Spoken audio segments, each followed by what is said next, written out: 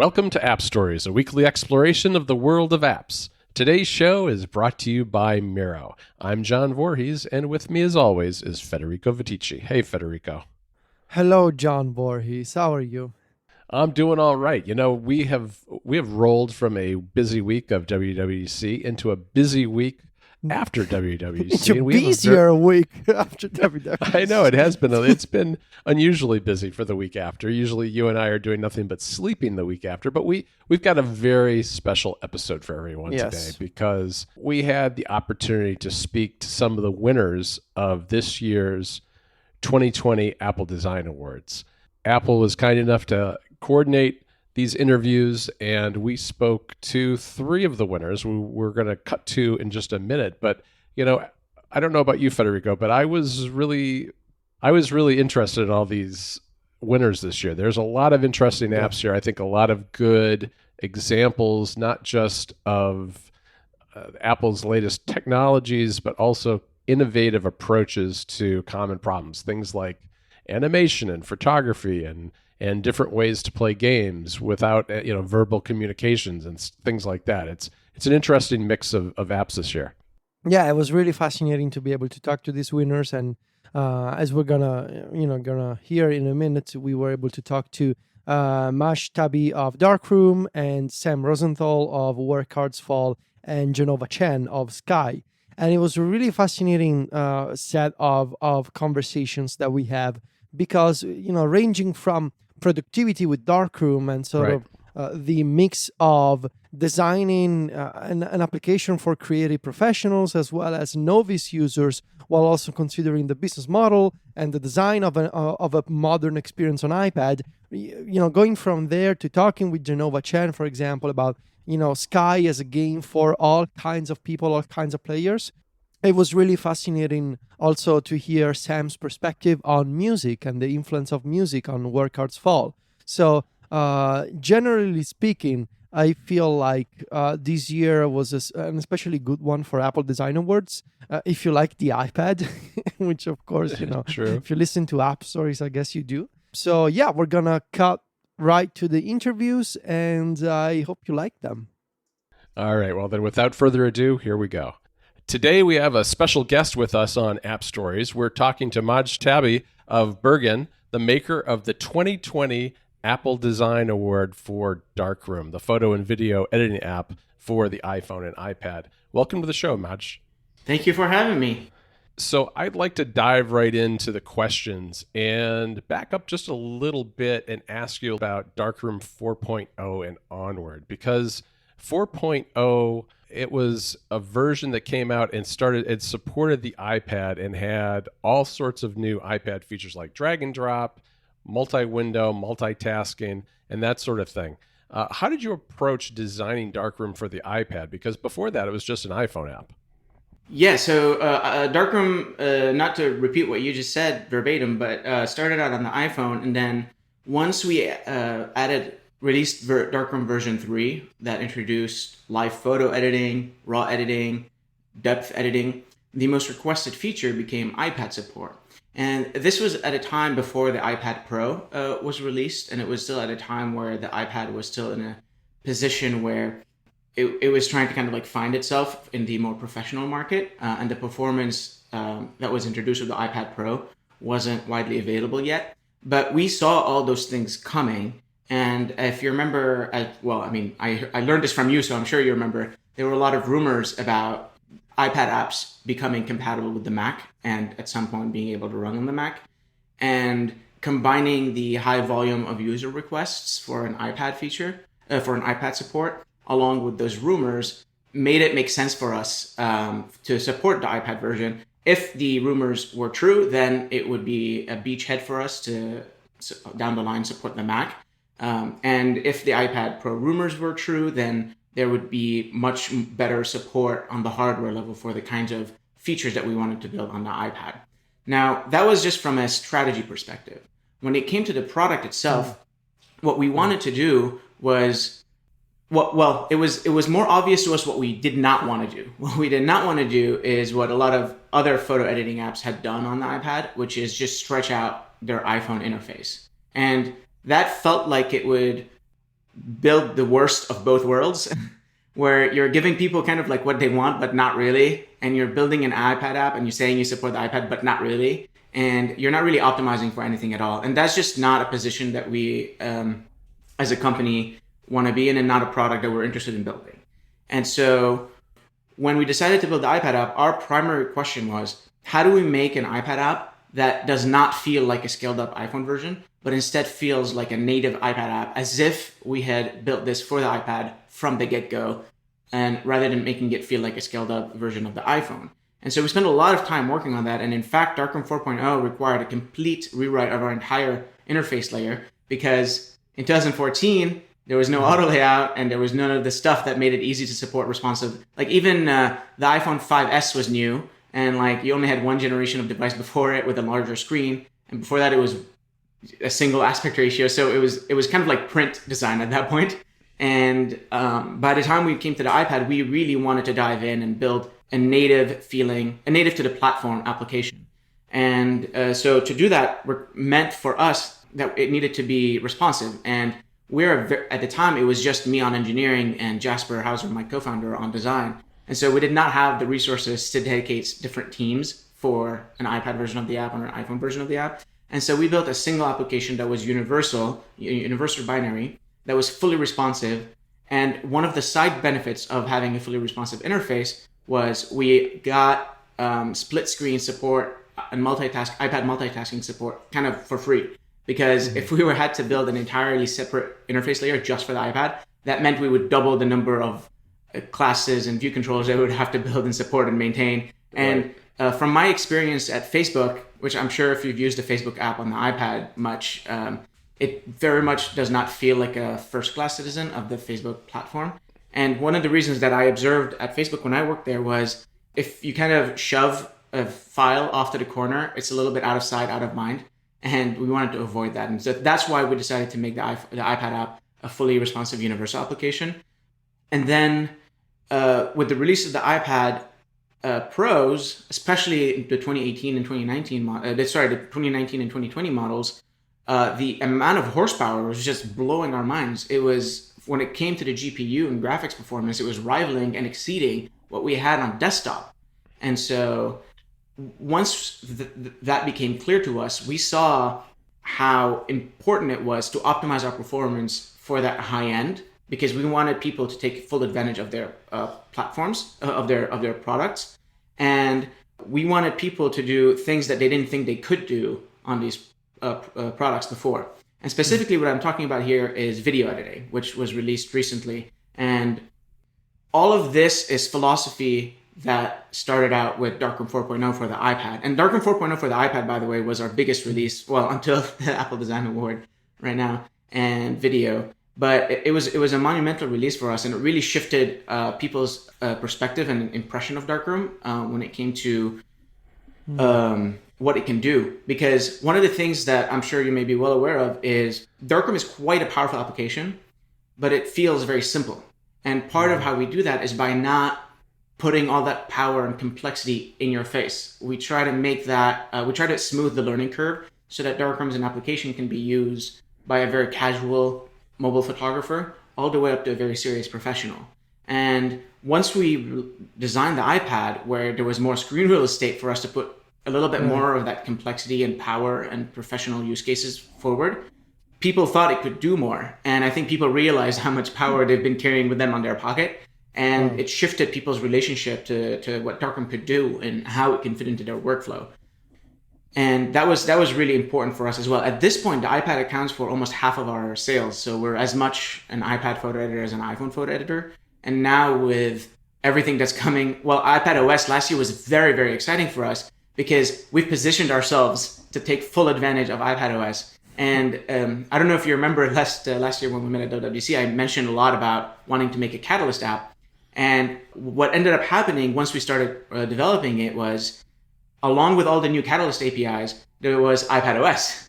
And so we had to basically, because at that point we were 2 engineers on the team, we had to choose what to work on. We couldn't do both at the same time.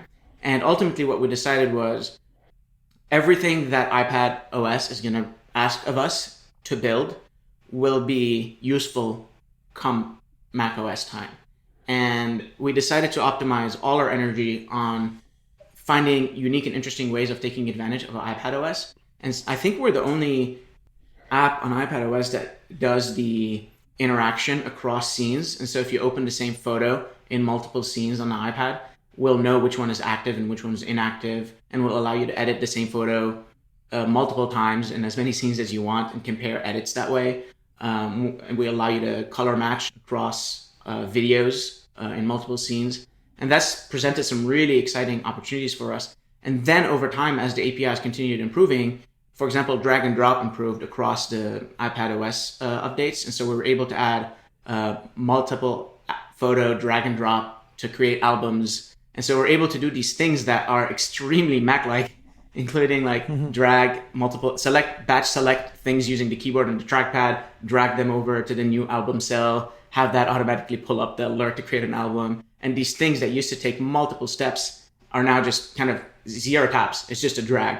And that's part of the core philosophies of Darkroom, is like many companies measure their performance in megapixels and frames per second and megabytes, and we measure it in taps, because for us, performance isn't just how long it takes the app to run, it also how long it takes the user to do what they want to do. And so any way that we can use the operating system to reduce the number of taps, we do. And that's, for example, where our Siri shortcut comes in, where you can just set up a shortcut where you can like, hey Siri, filter all my photos that I favorited today with this filter, and it'll do that for you. And like suddenly this thing that would have taken you 5 minutes of tapping around is a voice command away. Right. That actually takes me to my question, Majd. You mentioned how one of the greatest assets of Darkroom is to have all of these relatively complex features, right? But presented in a very intuitive package, in a very intuitive type of experience, which I really can feel myself, because I've never been the kind of person that knows how to operate all these like desktop class photo editors. But something like Darkroom, I can understand, even though I'm not an expert, right? So my question would be, what kind of customer do you have in mind when designing Darkroom and when planning new additions to Darkroom? What's the kind of person you're designing for? Sure. That's a fantastic question. So there are two personas that we call them personas, and there are two personas that we kind of think about when deciding whether or not to build a new feature. And once that decision is made, how to design it and implement it. And I'll speak mostly here to the design process, because I think that's primarily what you're asking about. And there are two primary personas that we design for. The first is a casual photographer, and this is the person who is primarily using Instagram or Instagram stories or Snapchat, maybe sharing multiple times a day. And their primary purpose is to just kind of help their friends see the world through their eyes and share their stories and share their day. And what they really care about there is just having a bit of a refined aesthetic, and they want their photos to look the same, because people take pride in the stories that they share. And really, like, the photo editing part of that is not important for them. Telling the story is what's important.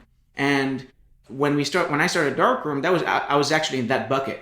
And I was quite frustrated with the tools that existed at the time, because they demanded so much cognitive attention from you when you're using them. And I don't know if you remember in 2014 or not, but there were many. I mean, there've always been a lot of photo editing apps on the App Store, but they're typically very single purpose and very focused. And that's fantastic when you want a single purpose utility that does one thing and does one thing well, and when there's only one thing you want to do. But when what you want to do involves multiple operations across multiple photos, using single purpose utilities just introduces a ton of inefficiency. And especially when that involves import and export at each step, that's going to introduce JPEG compression at each step, that's going to introduce taps at each step, that's going to introduce a new UI paradigm you have to get comfortable with. And so it's hard to become an expert at that. And so for those people, for the casual photographer who's primarily sharing to social media, what we want is for Darkroom to be kind of transparent.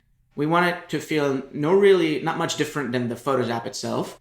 You open it, your photo's there, you tap on the one that you like, you tap your filter that you made that has all the edits exactly as you like them, and then you just go and share it.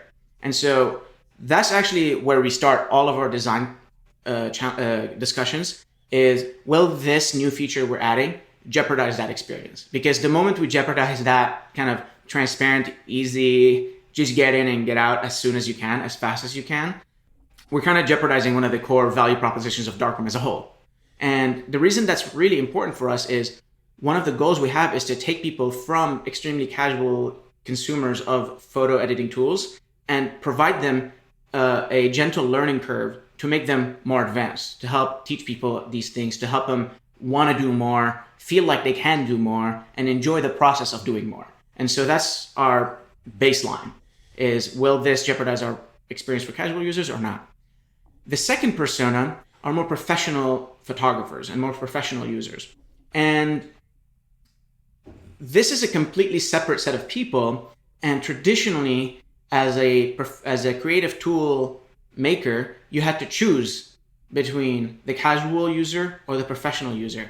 And if you wanted to go for the professional user, they care about features, they care about performance, they care about power. And if you want to go for the casual users, they care about design, experience, and ease of use. And so one of the challenges that we've set for ourselves is, can we make a tool that's useful for the professional user and accessible to the casual user?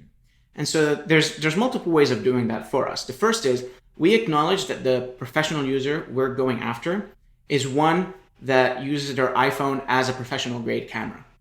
And that doesn't include every photographer. And honestly, if you're a photographer that has a medium format digital camera and you have a dedicated like Narbox hard drive and you have this crazy workflow, Darkroom might not be for you. And that's fine. Like there are lots of tools that you could use and we encourage you to use. And in fact, we ourselves use. But if you're paying for iCloud Photo Library, if you're paying for iCloud, and if you're shooting hundreds of photos on your phone a day, as many of us are, if you have a library of 60, 70, 80, 100,000 photos, then you need a tool that makes it really easy to manage that at a high level of fidelity and a high level of power. And those are the professional photographers that we go after. And like I said before, they really care about power features. They really care about speed. They really care about feature scope. And we cater to them, obviously. And the way we kind of straddle the line between the casual and the professional is every time we go to build a feature for the professional user, we ask ourselves, first, can we make this complicated, scary feature easy and accessible to use? Is there a way for us to reimagine it in a way that a casual photographer might want to use it for social media? And I think a great example of that is video, where video editing tools are really, like, most photographers don't think video tools are for them because video tools have been so complex over time. And when we decided to take a look at video editing, we wanted to reimagine video editing for that subset of the professional photographer that uses their phone. And I hope you would agree with me that we've designed and built a photo editing experience that's professional level. You can edit and color grade your 4K footage in it at real-time preview. You can color match multiple videos. You can batch process, batch export, put them into albums, do everything you want to do. But it feels no different than photos. You just tap on the video, it opens, you use all the same tools, and it just works, and you don't have to think about it. Now, not every tool we want to build can be simplified that way. And for those features, what we do is we put them behind an explicit user action. And we use those explicit user actions to say, as a signal for the photographer to indicate to us, hey, I know what I'm doing. I want to access this crazy stuff. Don't put guardrails around my experience. And so an example of that is like batch processing. You can long press on a photo or right click on it, get a context menu, and like do things one by one. And it kind of works like you expect if you are familiar with the iOS and iPadOS experience. But if you want more, you can hit the batch button and suddenly you're in a different mode where, all right, batch select these bad boys and like paste all these crazy edits on them, export them, favorite them, drag them to an album. You can do all this crazy stuff really efficiently. I want to ask you, Majd, what it's like to win an ADA. I've been following the developers and apps that have won ADAs before, and we don't really have a lot of these awards in our field, especially none that come with the cachet that a company like Apple brings with it. And so for those of us who treat product development as a craft and who are aspiring to perfect that craft and who are aspiring to operate at the high end, then this is like the Oscars. This is it doesn't get better than this. And I say this not to brag. I say this to mention the fact that all of this feels like an out-of-body experience to me, because none of this seems real to me, and even like seeing it in front of me still doesn't seem real. And hearing you say it in the introduction feels like you're talking about a different app called Darkroom that I need to like go talk to them about their name. Right. And I actually had given up hope that this would happen to us, because we're a 5-year-old app, and when we launched in 2015, it was the first year that Apple didn't do an Apple Design Award at that WWDC. And then I didn't think you can win it after a few years. And so I was just kind of resigned to toiling away. and this was just like an absolutely unbelievable surprise. So much so. I mean, of course, congratulations. I think, this is a perfect example of how hard work through the years eventually always pays off in terms of like this, these awards and these things that, celebrating, I think is always right, especially when you have a product like Darkroom that has consistently put out all of these amazing and really, really solid updates. I mean, it's one of the apps that we always cover at Mac Stories for a reason. My final question for you would be, if you can tell us, what do you think is next for Darkroom? What do you think is in the future of the app? Oh, so we actually meet every 3 months as a team. There's 4 of us now, and we discuss what our roadmap is going to be. And that's next week. And that's next week because we wanted to dust to settle from all of this and to try to figure out what all of this will mean, what everything that was just announced at WWDC is going to mean for us. And as you can imagine, well, as you well know from our history, every time there's new APIs, we like to be one of the first apps to kind of adopt them. And we take that as a point of pride. And there was a lot of new stuff introduced this year, and a lot of it was on one platform. And there's a lot of new Mac stuff happening that we're very, very excited about. And I think you know where this is going, which is we've spent the past year and a half optimizing our iPad app to take every advantage of iPadOS features that are Mac-like. And so we were very excited with the announcement of all the new APIs to macOS Big Sur and all the different ways that Mac Catalyst has moved forward and towards the Mac, and macOS has moved forward to meet iPadOS halfway. And I think the Mac is finally ready to take tools like Darkroom and really allow them to run like native Mac applications. And I think that's obviously the next big thing for us. As you can imagine, we don't sit waiting for WWDC every year to know what we're going to do next. So we have a lot of other big projects that we're very excited about. The thing I want to kind of mention about our product roadmap real quick is that since our founding, we've been an independent and bootstrap company, and we've used only app sales on the App Store revenue to fund the development of Darkroom. And what that's allowed us to do is to be very independent and to have total freedom and control over what we do, how we do it, and when we do it. The downside of that is it's made our product growth as a company really slow. There's been side benefits to that, which is it's forced us to be really intentional about everything that we do. But over the next couple of years, over the next 12 months, as Darkroom matures, as the business grows, our ability to take on more ambitious project has increased. And so I'm really excited for the next 12 months because they're going to represent a kind of a Darkroom 4.0 like shift in the platform, because we're finally going to be across 3 platforms. That's going to require some syncing things across all the different platforms. That's going to require a bit more of a community to revolve around Darkroom, increasing the depth of features. And one of our biggest areas of focus is going to be video, because we just launched video, and we launched video to kind of see how people adopt it and how people use it and what people think. And so our primary focus areas are going to be the Mac, extending video as a core feature set, and refining the application, because that never stops with us. We're constantly rebuilding things and refining things that we built previously. Majd, I want to thank you for being with us today on App Stories. It's been a real pleasure talking to you. I can't think of another app that's more deserving of an ADA than Darkroom. It's a fantastic app. I've enjoyed covering it. I've enjoyed using it. Congratulations again, and thanks for talking to us. Thank you so much, John, Federico, and thanks for everything you guys do for the community and for making Mac Stories. This episode of App Stories is brought to you by Miro. Miro is the online whiteboard that brings teams together. Their infinite canvas is perfect for all sorts of things: brainstorming, making mock-ups, organizing files, managing complex projects. They even have templates to help you get started quickly. And you can actually host a meeting in the same frame as your collaborative whiteboard, which is super handy because it means you can discuss items as you go. Miro is the sort of thing that's great for a team project, especially something like a design project where you're trying to brainstorm a layout for a website, for instance. It's a great way to get people together, get their ideas, and make decisions quickly. They have over 5 million users at Miro, and 80% of the Fortune 100 companies use the service.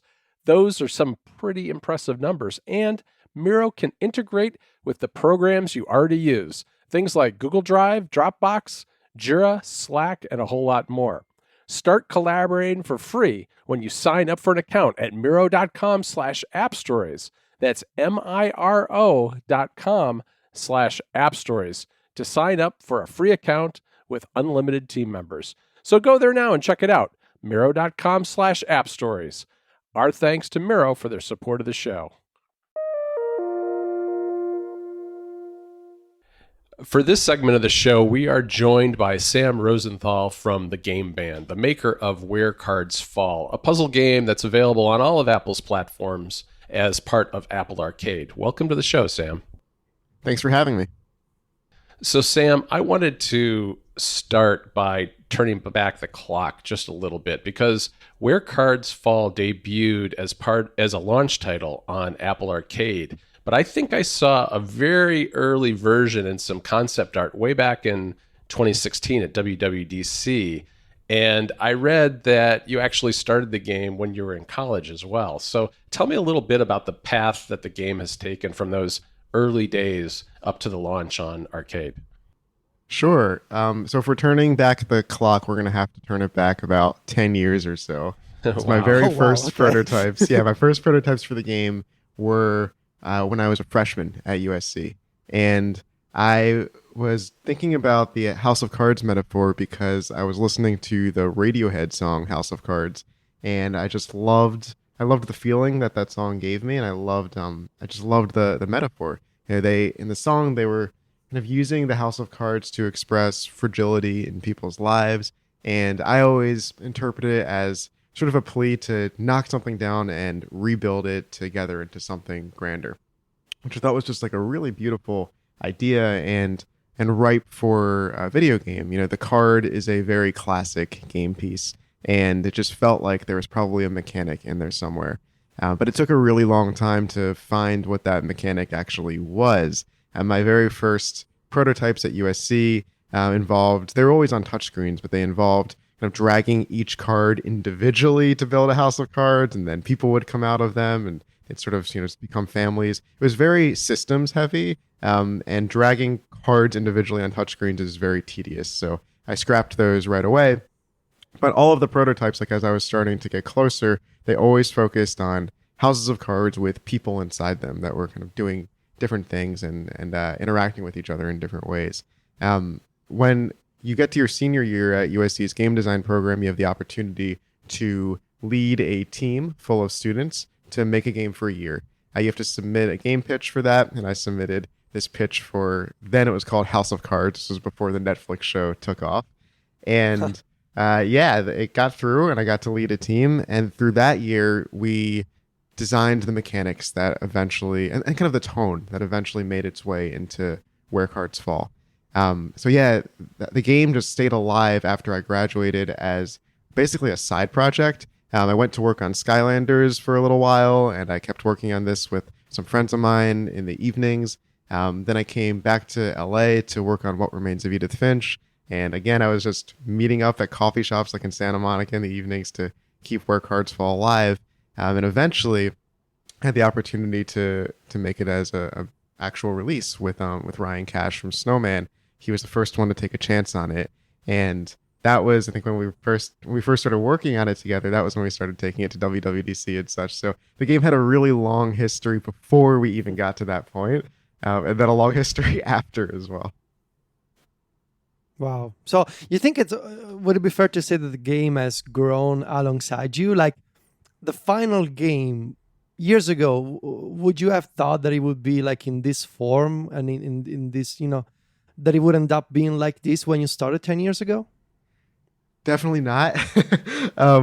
It's a coming of age story. And I think one of the reasons it is a coming of age story is because I was growing up alongside the game and meeting a lot of people that came and joined the project that also had gone through similar experiences and put their own experiences into the game too. So I think the thing that was lacking the most coming out of college was really a soul to it. Like it had this really interesting tone and it had a really interesting set of mechanics, but they weren't coming together in kind of a cohesive package. They didn't have anything really to say that was specific. And I think a lot of that was just that I was still very young and hadn't gone through that many, life experiences yet. But then once I graduated and started to just kind of experience the struggle of, wanting to make something so badly and just how difficult it is to work in an industry and make what you actually want to make. I was fortunate to be able to work on some really, really great projects. But I also, the quicker opportunities that were offered to me were not even kind of close to what my ambitions are. And, there's this tension between like, oh, well, I want a job. I want to be able to have some stability, but I also like don't want to step too far away from the types of things that I actually really want to be making. And by the time Where Cards Fall became, a project for the game band for my studio, I had the opportunity to bring on a lot of people that had basically gone through the same thing, where they had worked, in whether it was like in video games or in the commercial world or in film production, like they all had kind of stepped away from what they really wanted to be making and were looking for a way back in. And this project was sort of that way back in for this very large group of people. It turned into a very large group of people. And yeah, like when I do look at the game now, like it really feels like the story of it's my story, but it is also the story of so many different people on the team. It's the one thing that like I always kind of try to harp on with games is they're so much more collaborative than I think most people kind of know. And even on the creative end, like there's a direction for sure, but there's so many little pieces that are just like this one's Christie's, this one's Josh's, or so that you can really see. Right. And one of the things that I see in the games that won an Apple Design Award this year, something that they have in common, I guess, is that all of them they have a unique perspective on like they have an opinion, they have a story to tell, and they have this attention to details, to different details, whether it's like the level design or the sound design or the story or the gameplay. And I wanted to ask you, what is something that you think makes Where Cards Fall special? Something that you're proud of, that you can look at the game, maybe even in a few years and be like, yeah, maybe I would have done or could have done some things differently, but this particular aspect I'm really proud of. Sure. On the detail end, one of the things that we were trying to do with this game that's pretty unusual is we were making a game with a discrete set of mechanics, and every one of those mechanics had to contribute to the theme, and the theme also had to, in reverse, contribute to the mechanics. So we couldn't introduce anything that was sort of arbitrary or just wouldn't contribute to the whole of it. And there's this sort of constant dialogue between the mechanics that we're developing and the story that was developing too. So an example of that is, if you take a look at the user interface in the game, we have these hand-drawn lines that appear when you tap to move anywhere. And like, there's a million ways that you could express, or solve the design problem of, well, we need to tell the player where the character is going to go. But we didn't want to do something that was like wholly abstract. We wanted to do something that was part of the world, part of the story. So we chose the line style because the character is an aspiring artist early in the game, and they always carry a sketchbook with them. So it was another way of just very subtly contributing to the theme. And there's really no element of the game that is separate. Like every part of the user interface, like every single part of the art style, they all fit together to contribute to that whole. Yeah, Sam, earlier you mentioned House of Cards, the single by Radiohead from 2007. And I know you and Federico, for that matter, were interviewed as part of a story that was in the Apple developer app during WWDC about music and the role it plays in your lives. Could you talk a little bit about where music fits in both for you as a developer and also in the game Where Cards Fall itself? Sure. So I grew up with music. I grew up playing music and listening to music. I've played violin and guitar, never like in bands or anything, just as kind of a form of expression outside of games. And I always have been just an avid music listener, music fan.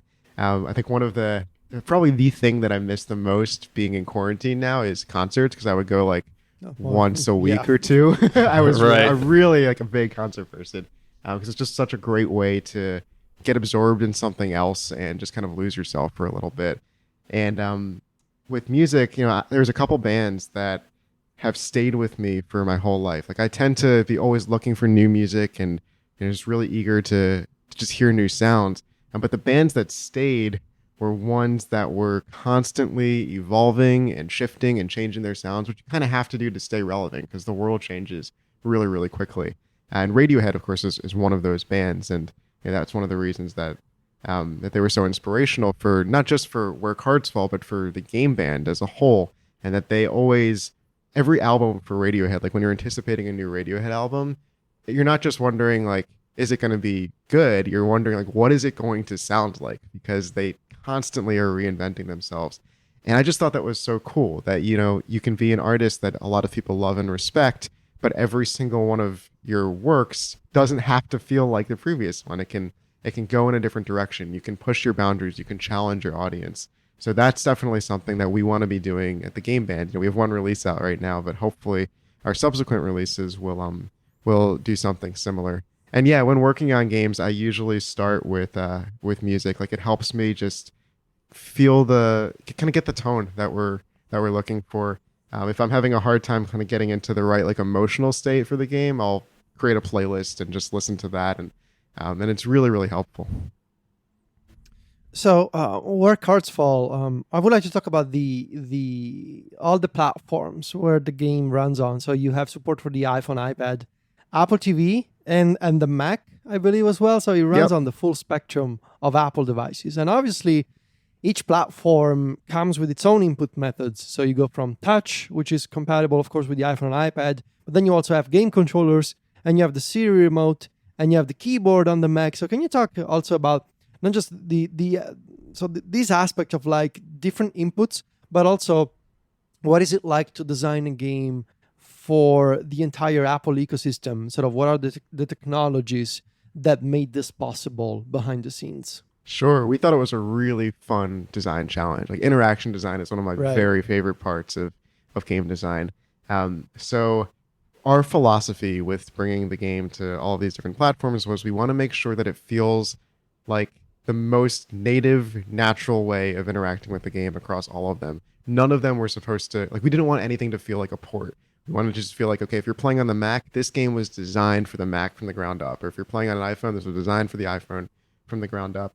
So we focused a lot on gestures and interactions that would be very familiar to anybody that had interacted with the platforms before. So on touchscreens, you use the pinch gesture to expand the piles of cards and to turn them into houses of cards. And that came from, originally we were looking at the Photos app on the iPad before the shift to skeuomorphism, or away from skeuomorphism in iOS 7. Obviously that was a long time ago. But we love just like the tactile interaction of expanding the stacks of photos into kind of separate albums, into separate photos. So that felt like a really good inspiration, and everybody to this day still knows how to pinch and zoom on an iPhone and an iPad. So that's why we went with that gesture. And then when we translated that to the Mac, there's no multi-touch on the Mac, I guess, unless you're using a trackpad. But we figured that everybody knows how to drag a box on their desktop. That's something that they do all the time. So that's where we looked for inspiration. And the card mechanic on the Mac is clicking and dragging from corner to corner to basically drag out a box, which then would turn into your house of cards. We actually even changed all the animations on the Mac to play with that. So on most of the platforms, when you pinch on a touchscreen, the cards expand from the center, but on the Mac they expand from the corner because that's how that's how boxes work when you're dragging them on the Mac. For the Siri remote, we focused a lot on the focus model that Apple likes to talk about with the Apple TV. So you're kind of choosing different points to move the character where you'd want them to go, and then it's similar for the cards. We can kind of swipe from card pile to card pile to kind of change which one is the focus. And then when you pick one up, you can click up and down on the Siri remote, kind of like a button to expand it. And then even for iPhone and iPad, because those two, you can look at them kind of as one platform, like, oh, it's both touch, but we didn't. Like, we viewed them as different platforms, and the game is subtly different on both of them as well. On the iPad, since it's a larger screen, you can see the entire puzzle just in the view. But if we did that on the iPhone, then it would be very difficult to interact with the cards because they'd be really, really small on the screen. So we punch in the camera, and you can pan the camera around with one finger, and then you can use I'm forgetting what it's called now. Is the haptic touch? Yeah, haptic touch to pull out and see the entire view of the puzzle. Oh, that's really interesting. Sam, I want to wrap up the interview today by asking you a little bit about Apple Arcade. And obviously there's a financial aspect to this, but I want to ask something a little different, which is, what does offering a game through Apple Arcade offer that's unique to the service for you as a game developer? So we were really, really, really excited about Apple Arcade when we found out about it, because the biggest challenge with working on Where Cards Fall before Apple Arcade was finding a home for it. We wanted this game to be primarily on Apple's devices, only on Apple's devices, because one of our goals for the studio is to expand the audience for video games. And we can't do that if we're like releasing it on Steam and on PlayStation and such. Like, we're bringing it to people that we know already love video games, but there's nobody. Like, my mom has no idea what Steam is. My most of my friends don't have PlayStations, so there's just no way that we were going to get them into the fold too. But before Apple Arcade, it was a difficult proposition to make a game that was like 8 to 10 hours long, pretty substantial in just its production values and everything, and just put that on the App Store. There was a cap for how much we could really charge and expect to see any kind of returns for it. It was just like, it's such a risky proposition to be on the platforms that we cared about the most. So what Apple Arcade did was it de-risked that proposition entirely. Like, it said, hey, here's a way for you to not only be on the platforms that you care about, but we'll support you. And people that subscribe to Apple Arcade, like, they might come in for one game and then come to yours just because it's there. I think you see on like a lot of the TV subscription services, like, genres that were not particularly popular before all of a sudden became popular, like documentaries, because they were there and people just sort of discovered them and wanted to kind of make the most of their subscription. So that's the thing that excited me the most about Apple Arcade, was you might come in because you see like a racing game that you really like, or I don't know, like any of the great games in Apple Arcade. But then you'll finish it, and hopefully at that point you'll come to ours. Wow, thanks a lot, Sam. Sam, I want to thank you for joining us today. I really appreciate it. This has been a great conversation. It's been a pleasure to talk to you, especially since in the last several years we've had an opportunity to catch up at WWDC, but we didn't have that this year, so it was great to talk to you. Great to talk to you too. I'm glad to hear that you both are doing well. Thanks, Sam. Thank you. For this segment of the show, we're joined by Jenova Chen, the creative director of Sky, Children of the Light, one of the 4 games that received an Apple Design Award this year. Welcome to the show, Jenova. Thank you. It's an honor. I wanted to kick things off today by asking if you could explain for listeners a little bit about what Sky is all about. What is the game, and kind of what were your goals when you set out to make it?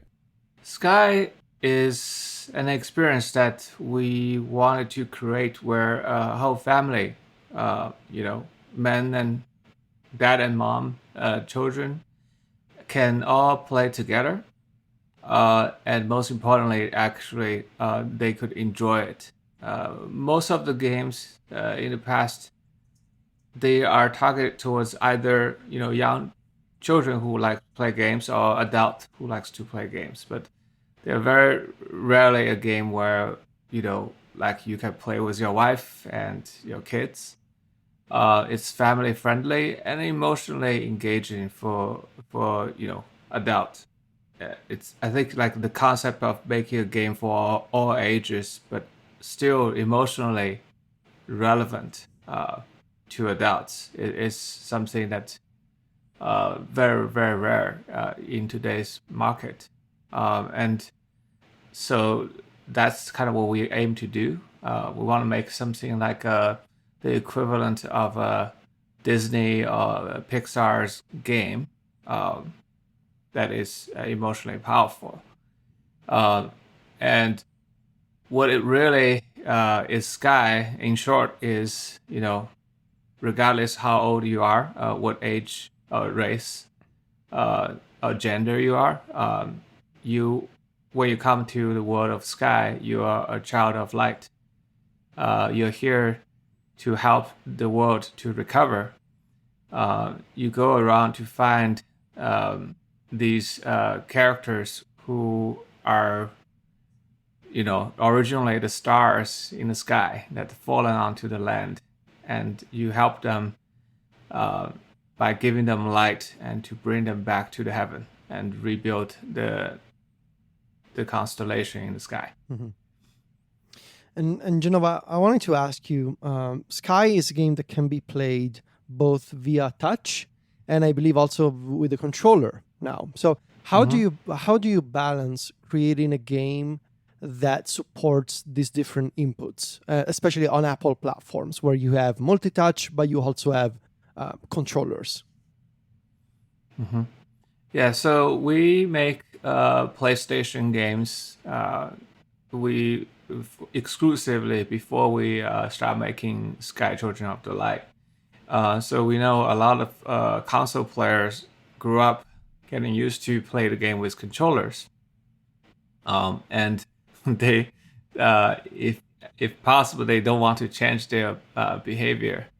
And if you compare a controller with a touchscreen, each of the input has their own strength and weakness.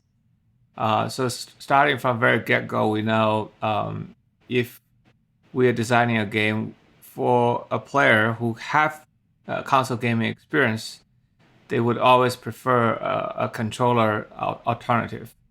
However, if this is a game which we aim for anybody to be able to play, many people who play games today have never experienced a console controller, and touching the screen is their first ever gaming experience. So we need to make sure a player who has no knowledge, of consoles or controllers could also find out how to play the game intuitively.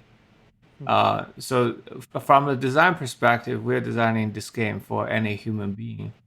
And we're trying to create interactive language that is based on what they are familiar with. So for people who play with controller, it's very similar to how you would have imagined to play in a 3D adventure game. But for the touchscreen, we try to borrow the language that Apple has, taught people over the years. How to swipe, how to pinch, how to drag, and we try to make all the buttons and the UI interface to follow the language of the touchscreen, the iOS, customs, like the size of the buttons, the way you move them, and the way they respond to you, and even the scroll bar, right? Like how on the iOS operating system, when you scroll, there's a little bit of a spring, when you drag and when you flick, it would have momentum. So we're trying to create, all these things that happens in the game to make the player feel it's intuitive, or at least not alien. Yeah. Jenova, I want to ask you about the cooperative play of Sky, because that's a very important aspect of the game. But at the same time, there isn't any verbal or text communication in the game itself. What kinds of mechanics do you use in the game to advance the storyline and make that co-op play with other players online work without things like speech or text? Yeah, so there are, game, before a game is digital, almost all game that is played by human being happens on a board or in the playground, right? And they are always involving human interactions. And it's only for the maybe past 20 years when game become digital, and before game can be played through multiple players over the internet. There was a period where you play mostly games alone, right? And I think because of that, when suddenly game become multiplayer and suddenly player are interacting with each other, a lot of the time, the first thing game designers think about is to have player to play against each other and compete. A lot of the games are simulating sports, but what happens is when you are in a game where that is competitive, very naturally people tend to be aggressive towards each other verbally because their action is competitive. And so it's kind of like fighting against the nature when you put players in the same world and want them to be nice to each other. Because, like I said earlier, we wanted a game that is friendly for a family to play. If you have a whole family go to Disneyland and suddenly they say, hey, you are now in a race against the other family. Right. And they imagine how it would make each other feel in the park. So we were trying to create interactions between the players that evokes the bright side of the humanity. We certainly have the competitive, the aggressive side of human nature. So, but for Sky, we wanted to kind of, as a designer, you want to give the player a little bit nudge so that they actually choose to use the kind side, the friendly side first. So what we noticed is that when we transport the player from reality to a virtual kingdom, let's say a virtual Disneyland, one thing that does not get transported is the moral values that you have learned to establish, by living in reality. So the very concept of what is rude and what is polite has to be reconstructed once you're in a virtual space. And what happened is, like we all know, if we give a baby a handgun, the baby doesn't know it's going to hurt people. The baby is just trying to squeeze all the buttons on the gun, right? And disaster would happen. And that kind of like is how you would feel if you give a microphone to someone, to a baby, in a giant, let's say Burning Man, right? And bad things going to happen because they don't really know the consequence. So what we do in Sky is using design to slowly introduce like what is the nice thing to do and what is the bad thing to do. And so only give the player the power to speak and to influence other people once they have established trust. So when the game starts, you cannot just talk to people or make, like very rude gestures or just to like, ping to another person, with non-stop, right? You have to have the consent from another player that they want to review what you look like and they want to give you a name. And so yeah, like very simple. Most online game, people will give them interesting names. For example, some player will call himself Donald Trump, right? And that is offensive to people, right? Like if you go online game, very often you see someone with a very cocky name because they want to get maximum feedback from the other person, and that tend to be very rude. So with Sky, we start with no names, and then if you really like to remember somebody, you can give them a name, right? And then only after you interact with each other that you agreed to, hold a hand or give each other a hug, and then eventually you wanted to see what the other person has to say, then you can see that. But so much of the trust and the time and resources in the game needs to be invested until you can actually talk to someone. So imagine if you played an hour with a person without any verbal communication, and all the rapport between each other and the trust was established by simple kind of a chip, kind of like a Morse code, and you can tap, to signal the player, and you can do gesture like bowing and cheering. And so without language, just with body gesture and simple chirping, people can actually get most of the things done. Like there was a saying that it's a lot easier to fall in love in a foreign country where you don't speak the language, because you assume the best part of the humanity when someone's there to help you. And I think that's very true in the case of designing for Sky. We want the player to bring out the best part, of humanity to show it to each other. And I think, if you're familiar with gaming, typically if you go to a forum like a Discord, that tend to be quite aggressive. But in our Discord, players always say this is the most wholesome community I've ever been to. Because of design. That is so fascinating, honestly. And what also struck me about Sky is that in a way it reminds me of obviously of Journey, in the same way that they're not the kinds of games that give you, like, when you start the game you need to go through this tutorial and you have all these instructions and you have all these messages on screen.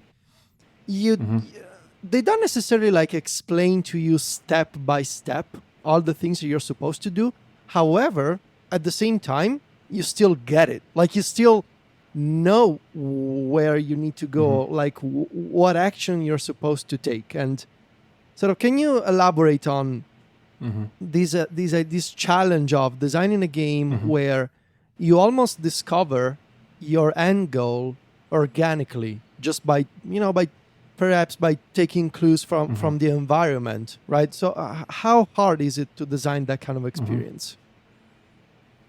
Yeah, I think at a very high level, design as a discipline is kind of connected across all the different fields. We always say in game industry, we say the best design is invisible design. The best design is minimal design, right?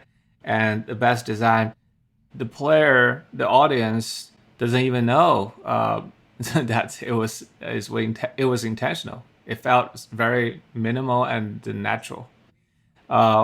Within our team, I always say that the best game design is a nudge from the back where they didn't even know they were pushed. And so what happened when the game has a very strong, voice, like, hey, player, come here, do this, do that. And if you do all three, here's a reward. It makes you feel like a job. The game is demanding you to do this. And, even before you set out your adventure, you already know what is on the other side of the hill. And so the feeling of agency, like it's kind of like parenting, right? If you are so rude, so strict at your kid that you have to do this, to do that, then you take the fun out of it.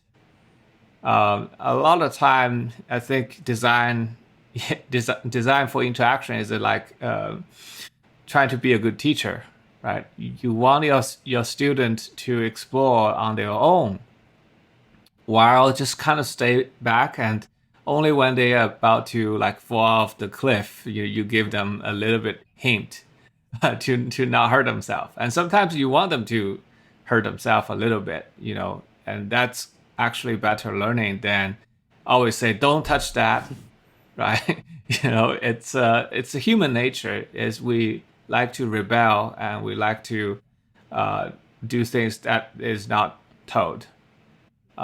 It's the curiosity and the sense of exploration is what is fun. So when we design, we want to protect that, and we respect our players, like intelligence, right? Like we trust that they would figure it out. So in the game industry, the gamers have been playing games for 10 and 15 years. They have played so many games that they like to be not told what to do. And it's kind of a sense of respect that we don't tell them. But at the same time, for people who never played games before, we still wanted to make sure it is intuitive. I think this kind of reflects really, really well if you think about theme park design, or let's say IKEA. Regardless if you're a gamer or not, if you go to IKEA or you go to Disneyland, there are enough clues and visual cues that tells you where you're supposed to go.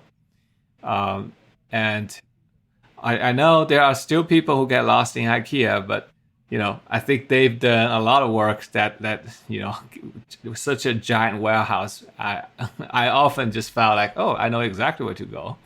And I have the agency, I can go forward and backward, but I don't feel I will be lost, right? And then I'm having fun just exploring and with other people who's sharing the same excitement. I was wondering if you could talk to us a little bit about what the experience of designing for mobile was like coming from console platforms. How did the two differ, and what were some of the unique challenges on working on a mobile game? It is very difficult to switch the platform. I think the difference is like originally you are kind of a opera. If you're like designing a theater like our opera, like where console is like all about maximum visual fidelity and maximum audio fidelity, maximum contextual. If you think about a controller, it has all the squeeze and push and the spring feedback, and rumble, and it's trying to like give you a sensory overload. It's a very high def experience. Where mobile, most of the time people play with mute, right? They are on the go. They are playing in a bed where their partner is sleeping. They're playing on the street. Like they don't have a 5.1 speaker system, and the phone is only this far from your face, so that the size of the visual fidelity and the field of view that could immerse you is very much reduced. So like I very early on, I just noticed like, why am I why am I crying playing my video game when it is on a giant screen? Like when it's projected to the giant wall, it's just so immersive. It is like emotional power just that to be in the middle of it.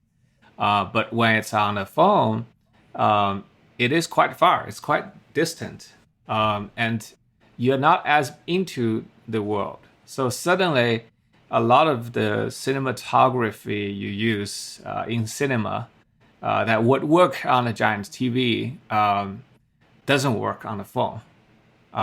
And because how small the phone is, and the fact that your finger is on the screen, you have to really think about where can you do visual storytelling. Like most of the time, your thumb will be blocking things, right? And most of the time, you wouldn't be able to hear a spatial sound to say someone behind you is, is calling out to you.